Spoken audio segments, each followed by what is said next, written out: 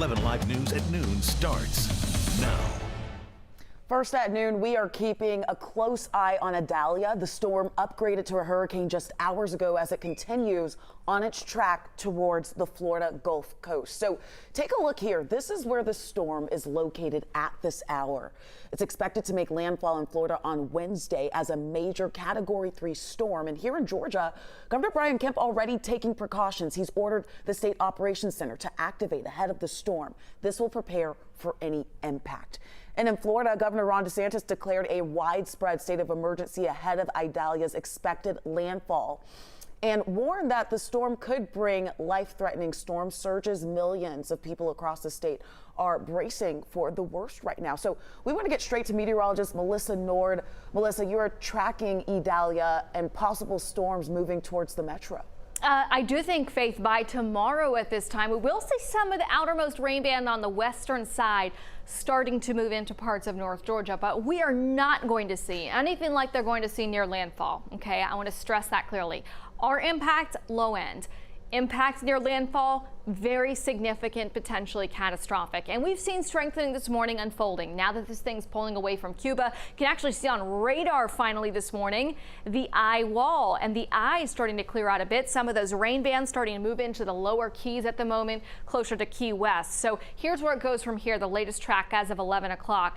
It's going to become a major hurricane, Category 3. That landfall happening sometime tomorrow morning. Then it's going to cut across southeast Georgia, weaken some before it moves back out over the water over the Carolinas. So this will be a hurricane likely as it makes its way closer to Valdosta, where there's a hurricane warning, tropical storm warnings from Savannah over to Statesboro, and those areas could see tropical storm force winds. But you notice there's no colors on this map in North Georgia. That's because I think the winds tomorrow at best will be gusting around 20 miles per hour. So we do get a little rain out of it. We do get some wind, but it will not be anything near like what they're going to see Savannah or Valdosta. So we'll get to that in a minute, pinpointing that. But I want to talk about today's rain threat. Last 24 hours, some spots have gotten 3 to 6 inches of rain. Our ground is like a soak sponge. We got a couple of isolated showers beginning to pop, but we're going to see more later on today. And any of those that develop could produce heavy rain that could lead to flooding. 82 right now in Atlanta, 77 in Canton. Check out the forecast track. So make our way into middle of this afternoon. Showers and storms developing. That tropical downpour activity we saw yesterday and overnight, we're going to see it again today. We'll take this out, talk about when to expect the rain from Idalia potentially impacting parts of our area, and talk more about that evening commute coming up. Faith? All right, Melissa, thank you so much for that. And right now, millions of Floridians are under hurricane warnings this afternoon. NBC's Priscilla Thompson is there right now with more on how the state is bracing for this storm. A life-threatening storm barreling towards Florida's Gulf Coast. As residents brace for impact this morning, Idalia is now a major hurricane. How bad do you think the storm is going to be?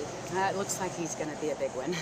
Even some of our old locals are pretty concerned at this point. Idalia expected to produce dangerous winds of up to 115 miles per hour, ushering in a potentially deadly 12-foot storm surge. We now have 5,500 National Guardsmen activated and available. There are tens of thousands of linemen that will be staged. The goal is to get the power restored as quickly as possible. Florida residents and the Coast Guard urgently preparing for the impending hurricane. Boarding up homes and businesses, stocking up on supplies, and filling sandbags to protect against storm surge. Some Florida communities still recovering after being battered by Hurricane Ian less than a year ago. I've got one window that has a small leak. I am, believe it or not, duct taping that, just trying to get ready for this one. Yeah, big storm coming this way. So you'll want to stay weather aware for the next couple of days. Doing that is as easy as downloading the 11 Alive News app. All you have to do is scan the QR code you see right there on your screen to get it for free.